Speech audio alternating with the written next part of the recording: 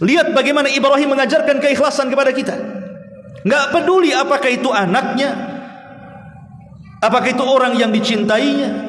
Karena bagaimana anak itu kan penerus sejarah, penerus cerita, si buah hati. Bagaimanalah perasaan orang tua kepada anak.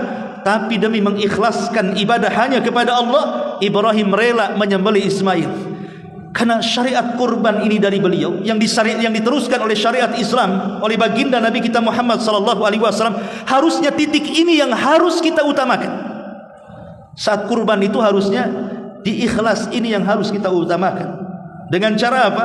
Berikan kurban terbaik kepada Allah Subhanahu wa taala.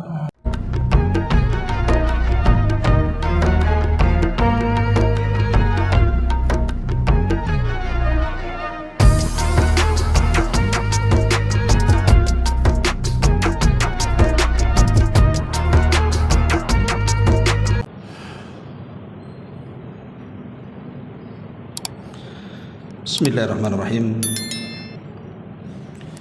Assalamualaikum warahmatullahi wabarakatuh.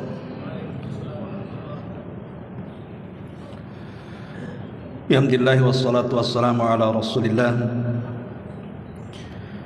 wa ala alihi wa sahbihi wa mawalah wa la hawla wa la quwata illa billahi wa ba'du. Alhamdulillah, di malam hari ini kembali kita bisa duduk bermajelis ilmu di Masjid Muhajirin. Salawat juga salam tentunya tetap kita hadiahkan kepada Rasul kita Nabi besar Muhammad sallallahu alaihi wasallam. Karena sekarang kita berada di tanggal 6 Dzulhijjah, artinya 4 hari lagi kita akan masuk kepada hari yang sangat terbaik di dunia. Nabi sallallahu alaihi wasallam sampai mengatakan afdalu ayyamin fid dunya yaumun nahri thumma yaumul qarn. Hari terbaik di dunia itu ada 2. Pertama, yaumun nahar, hari di mana kita menyembelih kurban-kurban kita. Kemudian kata Nabi sallallahu alaihi wasallam, "Tsumma yaumul qarn." Kemudian hari qar. Qar itu artinya hari mulai menetapnya jemaah haji di Mina. Di tanggal 10 Dzulhijjah inilah satu di antara 2 hari raya kaum muslimin. Saat Nabi sallallahu alaihi wasallam hijrah ke kota Madinah, dilihatnya orang-orang Ansar, mereka merayakan 2 hari raya warisan Persia. Maka Nabi sallallahu alaihi wasallam bertanya, "Ma hadhanil yauman?" 2 hari raya yang kalian lakukan ini hari raya apa? Qalu, maka para sahabat Ansar mengatakan, kunna nal'abu fihima fil jahiliyah. Dulu kami di masa jahiliyah, kata para sahabat Ansar, biasa bermain-main di 2 hari raya ini. Maka Nabi sallallahu alaihi wasallam kemudian bersabda, innallaha qad abdalakum bihima khairan minhuma yaumal adha wa yaumal fitri. Sesungguhnya Allah Subhanahu wa taala telah menggantikan kepada kalian dengan 2 hari raya yang jauh lebih baik dibandingkan 2 hari raya kalian. Maka Nabi SAW menyebutkan pertama hari raya Idul Adha, dan yang kedua hari raya Idul Fitri. Ma'asyiral muslimin yang dimuliakan Allah Subhanahu wa taala, maka tema di malam hari ini kita akan membahas tentang amalan besar pada tanggal 10 Dzulhijjah. Ma'asyiral muslimin wal muslimat rahimakumullah. Ada satu peristiwa besar di tanggal 10 Dzulhijjah yang mengumpulkan seluruh kaum muslimin. Amalan tersebut disebut Idul Adha, merayakan ulang tahun Idul Adha dengan dua amalan besar. Pertama, salat Idul Adha, dan setelahnya ada ibadah yang sangat mulia yang disebut dengan ibadah kurban. Adapun kenapa kemudian Islam mensyariatkan adanya salat Id, baik Idul Adha atau Idul Fitri, tentu ada hikmah di dalam. Pertama, karena salat Id itu bagian daripada syiar-syiar Allah Subhanahu wa taala yang harus kita agungkan. Dan Allah Subhanahu wa taala berfirman, "Dzalika wa man yu'azzim sya'airallah fa innaha min taqwal qulub." Yang demikian itu karena barang siapa yang mengagungkan atau memuliakan syiar-syiar Allah Subhanahu wa taala, itu menunjukkan bentuk takwa dalam hatinya. Maka melaksanakan salat Idul Adha atau Idul Fitri itu bentuk perwujudan takwa kita kepada Allah Subhanahu wa taala. Yang kedua, setiap umat ini memiliki Id. Kita kenal orang-orang Nasrani, mereka punya Id, punya hari raya. Kemudian orang-orang Yahudi juga punya hari raya. Orang Hindu, orang Buddha, Konghucu dan yang semacamnya, mereka punya hari raya. Sebagaimana mereka punya hari raya, kita juga umat Islam punya hari raya. Makanya saat Nabi SAW memperhatikan ada budak-budak Habasyah sedang bermain-main dalam masjid dan memukul-mukul alat musik berupa dub, semacam rebana, Abu Bakar Siddiq radhiyallahu anhu sempat ketika itu marah. Kenapa? Di dalam masjid ada yang pukul-pukul rebana.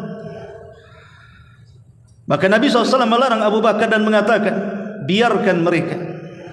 Liya'lamal yahud wan nasara anna fi dinina fusha. Biarkan wahai Abu Bakar mereka bermain-main. Anak-anak kecil wanita itu bermain-main, supaya orang-orang Yahudi dan Nasrani itu tahu bahwa Islam juga punya hari raya.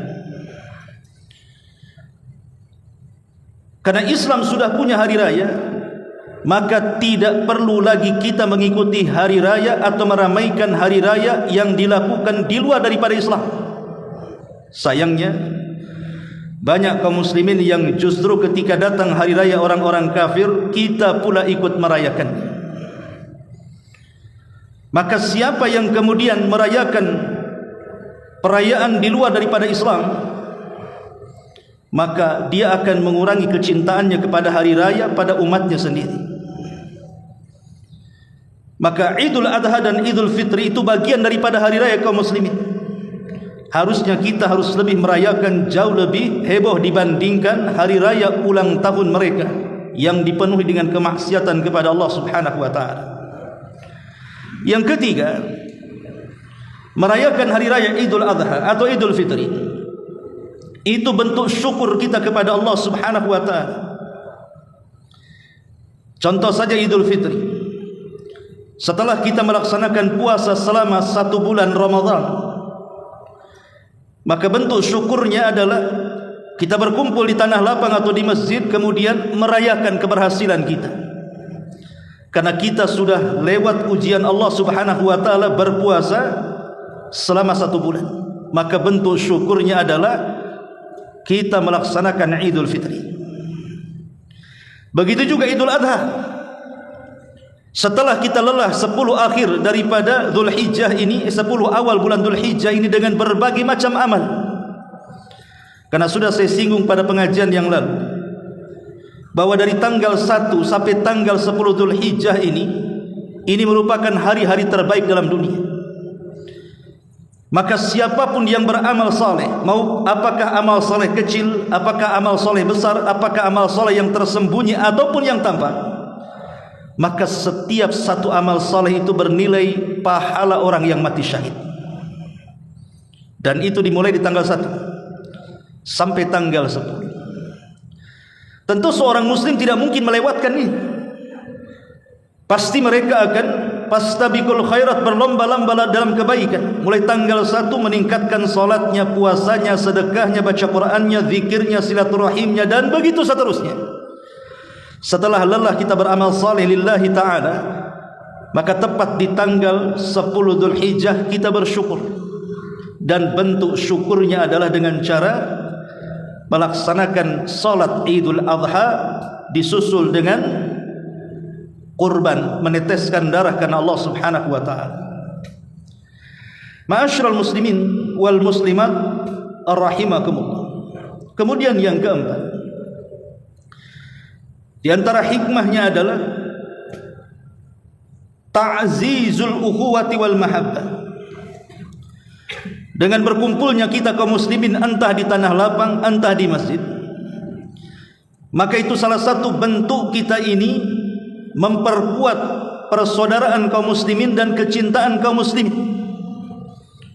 Dengan berjumpanya saudara kita yang selama ini tidak berjumpa di tanah lapang, berjumpa di masjid, mengucapkan salam, tersenyum, dan begitu seterusnya. Ini juga bentuk menampakkan kekuatan kaum muslimin, merekatkan kaum muslimin. Kapan lagi kita berkumpul kalau seramai itu kecuali di Idul Fitri atau Idul Adha?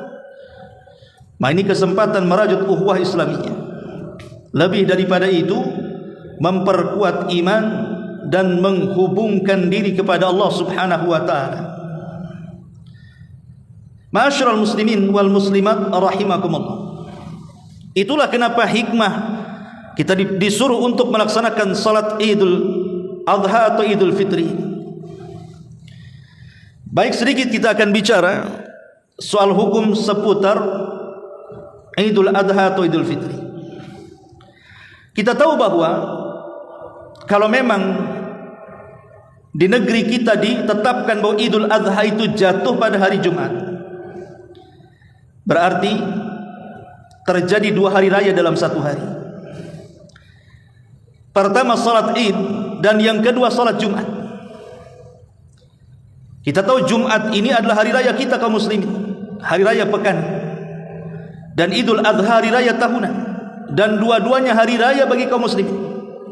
Para ulama mengatakan, apabila terjadi 2 hari raya dalam 1 hari, maka ada yang menggugurkan salah satunya. Bagi yang melaksanakan salat Id, maka gugur padanya salat Jumat. Artinya cukup salat zuhur saja. Tapi bagi yang tidak melaksanakan salat Id, maka Jumat bagi dia wajib, karena dia belum menggugurkan kewajiban. Tetapi bagi imam dan khatib, ulama mengatakan mereka harus tetap berada dalam masjid. Dikhawatirkan ada orang-orang yang di pagi hari mereka tidak melaksanakan Id, mungkin karena tidur atau yang semacamnya, sehingga dia bisa melaksanakan salat Jumat.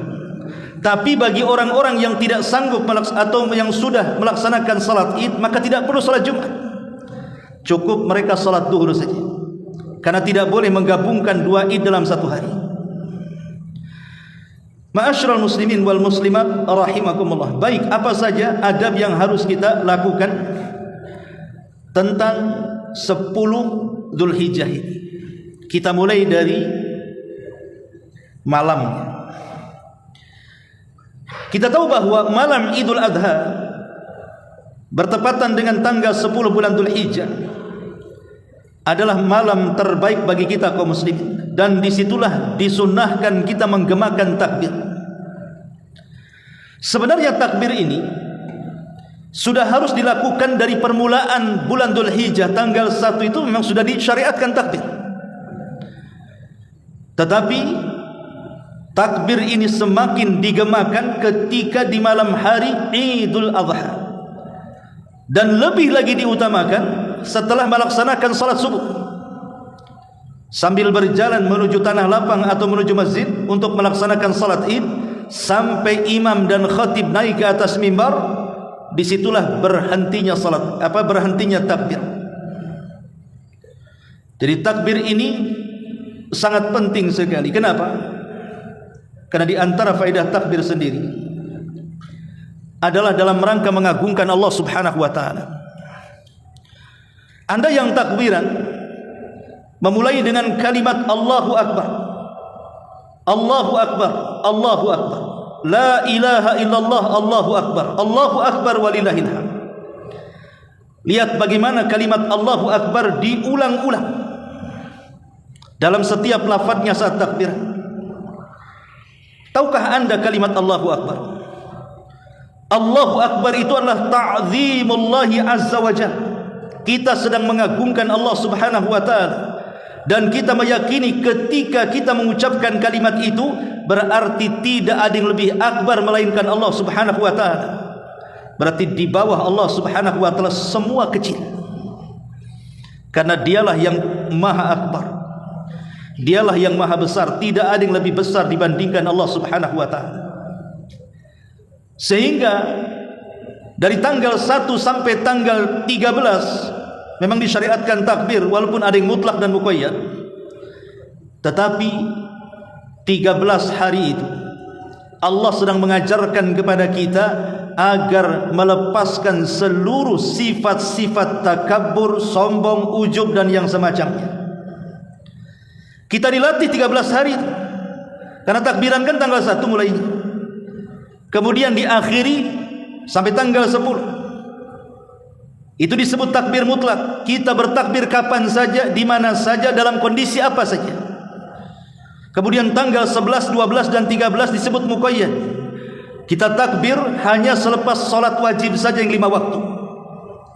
Tapi dari sini pelajarannya bahwa Allah sedang ingatkan dalam 1 tahun itu ada 13 hari kita dididik oleh Allah Subhanahu wa taala untuk menjadi orang yang rendah diri. Bahwa di sana ada zat yang paling akbar, Allah Subhanahu wa taala. Ma'asyiral muslimin wal muslimat rahimani wa rahimakumullah. Belum lagi takbir ini bagian daripada zikir kepada Allah Subhanahu wa taala yang Nabi SAW perintahkan, fa'aksiru fihinna minat tahlili wat takbiri wat tahmid. Perbanyak oleh kalian di 10 awal bulan Dzulhijjah ini bacaan la ilaha illallah, bacaan Allahu Akbar, bacaan alhamdulillah. Dan zikir sendiri bisa menenangkan hati. Allah mengatakan, ala bi dzikrillahi tatmainnul qulub. Ingatlah dengan zikir kepada Allah, hati kita akan tenang. Maka syariat takbir ini gemakan. Makanya di zaman para sahabat Abdullah bin Umar radhiyallahu anhuma, apabila di 10 awal bulan Dzulhijjah, beliau menggemakan takbir sampai menggoncang Mina. Ini yang pertama. Jangan lupa takbir. Kemudian yang kedua, setelah kita sholat subuh, kemudian kita hendak berangkat menuju sholat Id. Di situ ada syariat sunnahnya mandi. Memang bukan wajib, sunnah. Berdasarkan perkataan Imam An-Nawawi rahimahullahu taala, menukilkan perkataan Imam Syafi'i, beliau mengatakan yustahabbul ghaslu lil idaini wa hadza la khilafa fihi. Disunahkan seseorang itu melaksanakan mandi di 2 Id, Idul Fitri dan Idul Adha, dan ini tidak ada khilaf para ulama. Bahkan Ibnu Umar radhiyallahu anhu mengajarkan itu, dan ini juga dikiaskan kepada hari Jumat yang disunahkan kita melaksanakan mandi Jumat, karena sama-sama Idul kaum muslimin, hari raya kaum muslim, baik Jumat ataupun Idul Adha. Maka jangan lupa kemudian kita mandi. Dan Allah Subhanahu wa taala juga mengatakan wathiyabaka fatahhir, dan pakaian yang kau pakai fatahhir, bersihkan. Maksudnya adalah wathiyabaka di sini maksudnya adalah badan yang ada pada kita, baik dari hadas kecil ataupun hadas besar, bersihkan untuk melaksanakan salat Id. Kemudian yang kedua, berpakaianlah dengan pakaian yang indah. Karena Nabi SAW kebiasaan kalau keluar melaksanakan salat Id, maka dia akan mengambil pakaian terbaiknya. Tidak harus baru, tetapi bersih dan indah, untuk menunjukkan bahwa hari ini hari Id. Lihat orang-orang Nasrani di hari Ahad apabila mereka ke gereja, lihat penampilan mereka. Luar biasa, mereka memberikan penampilan terbaik untuk ibadah mereka.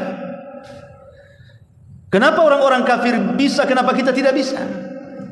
Tentu pakaian yang bukan tasyabuh dengan mereka, tapi Islam juga punya pakaian sendiri yang menunjukkan itu tanda keindahan dan tanda kebersihan.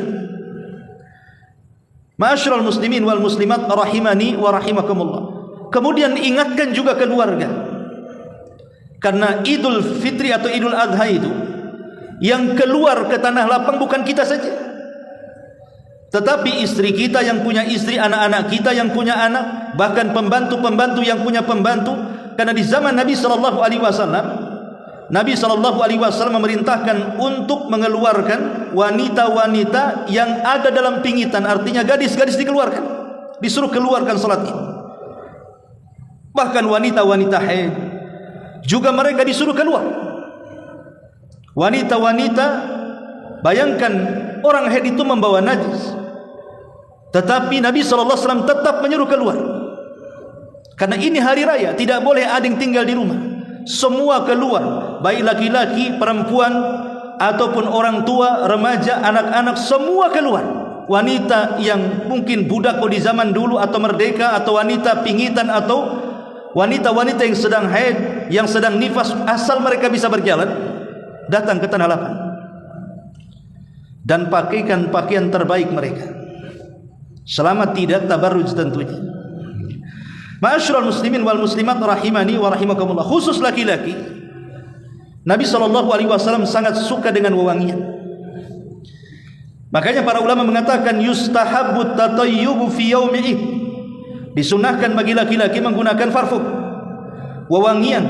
Wa hadza bittifaqil madzahib, dan ini kesepakatan 4 mazhab, Syafi'i, Maliki, Hanafi, Hambali, semua sepakat sunnah bagi laki-laki menggunakan parfum, supaya ketika di tanah lapang tidak mengganggu saudaranya dengan bau-baunya.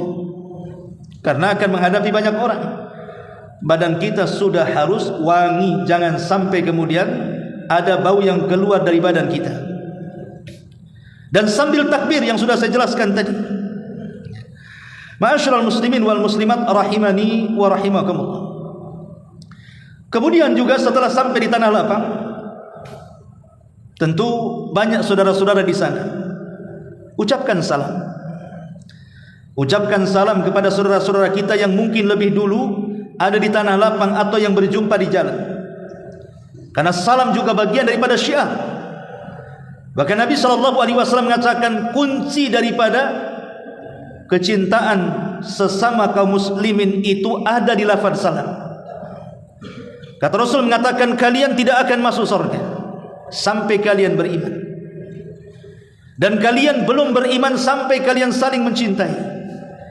Maukah kutunjukkan kepada kalian kunci supaya kalian saling mencintai sesama kalian? Kata Rasul, afshus salama bainakum, sebarkan salam di antara kalian.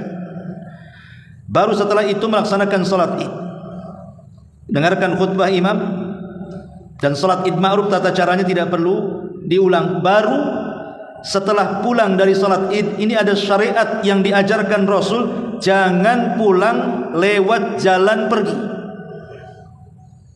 Umpamanya seseorang pergi dari arah sebelah kanan, maka kita harus pulang dari arah yang lainnya sebelah kiri. Umpamanya ada 2 gang.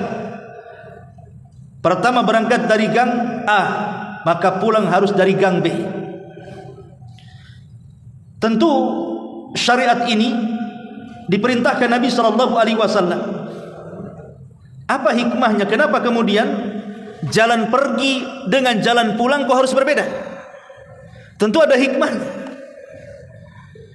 Sebagian para ulama seperti yang dinyatakan oleh Imam Ibnul Qayyim Al-Jauziyah rahimahullahu ta'ala mengatakan ada beberapa hikmah kenapa kita harus pulang berbeda dari jalan pergi. Pertama, liidhari sya'airil Islam, untuk menampakkan syiar-syiar Islam. Yang kedua, supaya kaki yang menginjak tanah dari jalan pulang yang berbeda dengan jalan pergi itu akan menjadi saksi di hadapan Allah Subhanahu wa taala bahwa kita sudah melaksanakan syariat Allah Subhanahu wa taala. Yang ketiga, liyaghidhal munafiqina wal kuffar, untuk menanamkan kebencian kepada orang-orang kafir, kepada orang-orang munafik, bahwa kita juga punya hari raya. Kemudian juga yang keempat, kata ulama, liyusawwa bainahuma fi maziyatil fadli bimururihi aw fit tabarruki bi, supaya tersebarnya keutamaan di situ dan tabarruk, mencari berkah. Karena ketika kita berbeda jalan, tentu juga akan berbeda orang yang kita lewati dan orang yang kita temui, sehingga kita bisa mengucapkan salam, merekatkan persaudaraan dengan saudara-saudara kita yang boleh jadi tidak berjumpa di jalan yang pertama, ataupun kata para ulama lintisyari surur, untuk memperluas kebahagiaan kita. Inilah yang dikatakan oleh Imam Ibnul Qayyim, kenapa kemudian Nabi SAW memerintahkan kita jalan pulang dari salat Id berbeda dengan jalan perginya, dan itu sunnah dari sunnah-sunnah Nabi SAW. Ma'asyiral muslimin wal muslimat rahimani wa rahimakumullah. Adapun setelah pulang ke rumah kemudian berganti pakaian, maka ada syariat yang kedua yang tidak kalah besar daripada salat Id. Apa itu? Penyembelihan kurban. Dan ini sudah saya jelaskan pada minggu yang lalu tentang syariat kurban. Tapi yang jelas bahwa ketika Allah Subhanahu wa taala menyebut kalimat kurban dengan perintah salat, hampir di beberapa ayat dalam Quran. Contoh, Allah mengatakan kul inna salati wa nusuki wa mahyaya wa mamati lillahi rabbil alamin. Katakan sesungguhnya salatku dan kurbanku, hidupku dan matiku kuserahkan kepada Rabb pencipta alam semesta. Atau dalam ayat yang lain Allah mengatakan fasalli li rabbika wanhar, salatlah untuk Rabbmu dan berkurbanlah untuk Rabbmu. Selalu Allah menggandengkan kalimat ini, perintah salat dan perintah kurban. Kenapa mesti digandengkan? Bukankah amalan dalam Islam itu banyak, seperti salat, haji, puasa, sedekah, dan begitu seterusnya. Kenapa yang digandengkan dengan salat itu justru amalan kurban? Syekhul Islam Ibnu Taimiyah rahimahullahu taala menjelaskan kenapa Allah Subhanahu wa taala sebut satu nafas perintah salat dan perintah kurban. Beliau mengatakan bahwa apabila kita cerita tentang amalan badan yang paling afdal, maka tidak ada amalan badan yang paling afdal melebihi salat. Tapi kalau kita cerita tentang ibadah harta yang paling afdal, tidak ada ibadah yang paling afdal dari ibadah-ibadah harta melebihi kurban pada waktunya. Kenapa pada waktunya? Karena memang kurban itu disyariatkan 4 hari saja, dimulai tanggal 10, 11, 12 dan 13. Walaupun yang terbaik 2 hari. Pertama tanggal 10, kalau tidak bisa tanggal 11, karena itu yaumun nahar, dan yang kedua disebut yaumul qar tadi. Tapi yang jelas bahwa ketika Allah menyebutkan satu nafas ibadah kurban dengan ibadah salat, menunjukkan ibadah kurban itu nilainya luar biasa, karena digandingkan dengan amalan yang luar biasa, ibadah salat. Maka siapapun yang ada kemampuan, masih ada hari, dari sekarang tanggal 6, 7, 8, 9, masih ada 3 hari kita mempersiapkan hadiah terbesar untuk Allah Subhanahu wa taala, berupa meneteskan darah kurban kita. Tapi yang ingin saya tekankan, ada sebuah hadis, walaupun hadis ini dilemahkan para ulama, tapi maknanya sahih. Kata Nabi SAW bahwa sebelum darah menetes dari leher kurban yang kita sembelih, maka darah ini sebelum mengenai tanah, darah ini sudah sampai kepada Allah Subhanahu wa taala. Dari kalimat ini ulama mengatakan bahwa kurban itu bukan semata-mata bicara daging. Kurban itu bukan semata-mata bicara daging, tapi kurban itu dalam bentuk pengorbanan. Maknanya apa? Yang diperlukan dalam kurban itu adalah harapan diterima. Dan tidak mungkin diterima sebuah amalan kecuali harus ada keikhlasan dan ittiba mencontoh Nabi sallallahu alaihi wasallam. Sehingga ini yang harus dipahami saat orang berkurban itu. Makanya kenapa Nabi sallallahu alaihi wasallam sampai mengatakan tidak boleh ada 4 cacat kepada hewan kurban ini. Kenapa? Karena hewan kurban itu yang diberikan kepada Allah haruslah yang terbaik. Sampai-sampai Rasul mengatakan arba'un la tazuju fi dhahaya. Ada 4 cacat tidak boleh ada pada hewan kurban. Pertama, al-awra al-bayyin awaruha. Tidak boleh yang buta sebelah dan butanya jelas. Kemudian yang kedua, al-arja al-bayyin daluha. Tidak boleh pincang kakinya dengan pincang yang jelas. Kemudian yang ketiga, al-marid al-bayyin maraduha. Tidak boleh hewan kurban sakit dengan sakit yang jelas. Kemudian yang keempat, al-ajfah. Hewannya sudah terlalu tua atau kurus kering sehingga tidak mengeluarkan sumsum di tulangnya. Lihat bagaimana Nabi sallallahu alaihi wasallam menerapkan tidak boleh ada 4 cacat ini. Apa sih maksudnya? Maksudnya Nabi sallallahu alaihi wasallam ingin mengajarkan kepada kita kurban ini hadiah untuk Allah.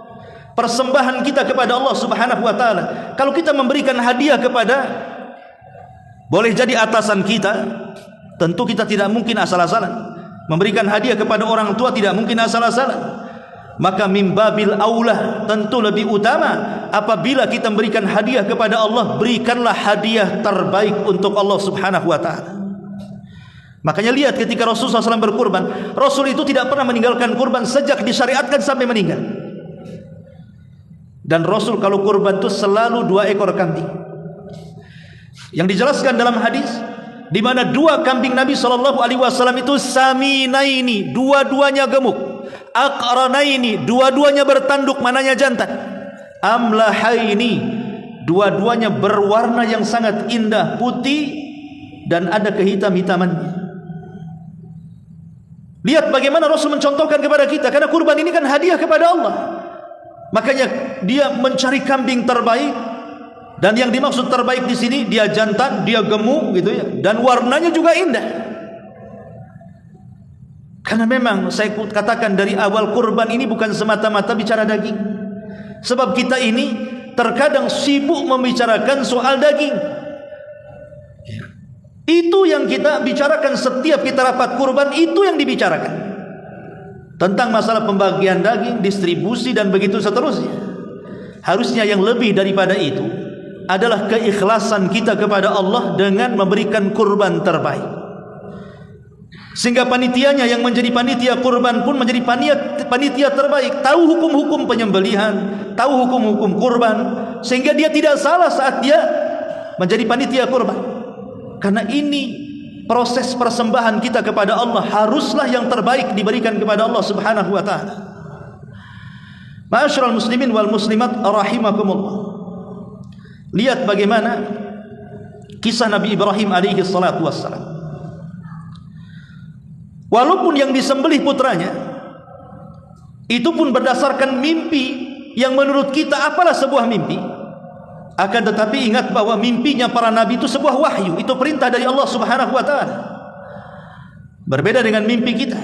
Tapi mimpinya para nabi itu wahyu. Tapi dia ingin mempersembahkan yang terbaik kepada Allah Subhanahu wa taala. Nabi Ibrahim itu terkenal dengan Khalilur Rahman. Dia kekasih Allah Subhanahu wa taala. Yang namanya kekasih tidak boleh mendua. Kalau cinta kepada kekasihnya, tidak boleh dia cinta kepada yang lain. Itulah Nabi Ibrahim cintanya kepada Allah Subhanahu wa taala sampai membuang kecintaan kepada dunia. Makanya dijuluki Khalilur Rahman, kekasih Allah Subhanahu wa taala. Saat lahir Ismail, timbul kecintaan Ibrahim kepada Ismail. Wajar, namanya anak. Ataupun bapak kepada anak, apalagi 100 tahun menikah tidak punya anak, tahu-tahu punya anak. Sehingga Allah Subhanahu wa taala ingin menguji Ibrahim tentang kecintaannya. Apakah masih 100% kecintaannya kepada Allah ataukah sudah berbagi kepada Ismail? Makanya Allah perintahkan untuk menyembelih Ismail, tanda cinta kepada Allah Subhanahu wa taala. Kalau seandainya kita di posisi Ibrahim, tentu kita tidak mungkin tega menyembelih putra kita Ismail. Apalagi sudah lama tidak punya keturunan, tahu-tahu punya keturunan laki-laki lagi. Tapi karena ingin memurnikan kecintaan Ibrahim kepada Allah, bahwa tidak ada zat yang lebih dicintai Ibrahim kecuali Allah, berani dia menyembelih Ismail. Dia ambil pisau yang tajam, kemudian dia iris tengkuknya Ismail beberapa kali. Tapi disitulah Allah Subhanahu wa taala sudah mengetahui bahwa Ibrahim membuktikan kecintaannya kepadanya. Makanya Allah buat mukjizat di sini, pisaunya Allah tumpulkan dan tidak sanggup melukai leher Ismail. Sampai akhirnya Allah turunkan sebagai penggantinya, wa fadainahu bidzibhin adzim wa taraknahu lil akhirin. Kami ganti Ismail dengan penyembelihan yang besar, maksudnya kambing dari surga diturunkan. Ada yang mengatakan kambing ini menurut ulama tafsir adalah kambing yang pernah dikurbankan oleh Habil ketika berkurban bersaing dengan saudaranya Qabil. Habil menyembelih seekor kambing. Kambing ini diangkat ke surga kemudian diturunkan sebagai pengganti Ismail. Maka Ibrahim menyembelih kambing surga itu. Lihat bagaimana Ibrahim mengajarkan keikhlasan kepada kita. Enggak peduli apakah itu anaknya, apakah itu orang yang dicintainya. Karena bagaimana anak itu kan penerus sejarah, penerus cerita, si buah hati. Bagaimanalah perasaan orang tua kepada anak.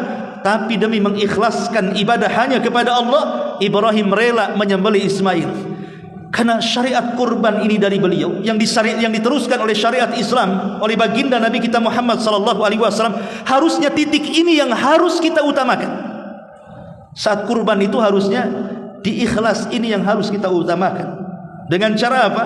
Berikan kurban terbaik kepada Allah Subhanahu wa taala. Ma'asyiral muslimin wal muslimat rahimani wa rahimakumullah.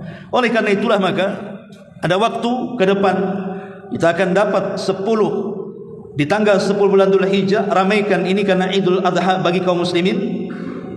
Maka perbanyak amal saleh dari sekarang, seperti memperbanyak amal saleh, memperbanyak salat, memperbanyak puasa. Mungkin bagi yang di Mekah yang sedang melaksanakan haji dan umrah, kemudian memperbanyak tahlil, takbir dan begitu seterusnya, sedekah. Bahkan nanti tanggal 9 ada puasa Arafah lagi, dan begitu seterusnya. Ini ada kesempatan kita memperbanyak amal saleh. Sekali lagi, amalan soleh sekecil apapun berpahala mati syahid. Wallahu a'lam bishawab. Karena saya ada acara, mungkin sampai di sini. Subhanallah bihamdika, asyhadu an la ilaha illa anta, astaghfiruka wa atubu ilaik. Allahu ta'ala alam. Assalamualaikum warahmatullahi wabarakatuh.